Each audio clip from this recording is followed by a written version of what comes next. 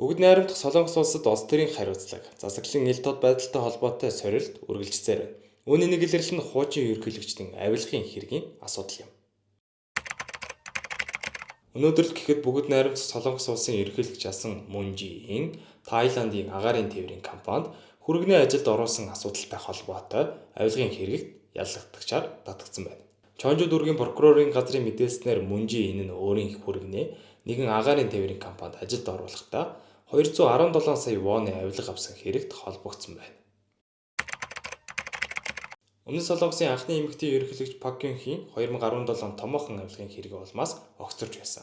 Тэрээр дотны найз Чо Сүүн Шилийг улс төрд хууль бусаар оролцуулсан Samsung, Lotte, SK Group зэрэг томоохон компаниудаас авилга авсан хэрэгт буруутгагдсан юм. Түүнд 2018 онд 25 жилийн хорих ял 18 тэрбум воны торгуул оноос.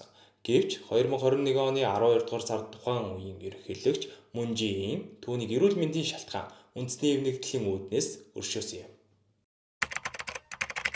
Им Мёнбаг нь 2018 онд авилга, мөнгө угаах, эрх мэдлээ уруулан ашигласан зэрэг нийт 16 зүйлийн ангиар буруутгагдсан. Samsung компаниас 6 тэрбум воны авилга авсан нь тогтоогдсон бөгөөд өөрийн нууц хамааралтай компани тусламжтайгаар 24.6 тэрбум вон шавьжигдуулжээ. Түүнд 15 жил хорих 13 тэрбум воны торгуул төлөх шийтгэл хүлээлгэж байсан. 2022 оны 12 дугаар сард ерөнхийлөгч Юн Суг Ёлын шийдвэрээр өршөөгдсөн юм а.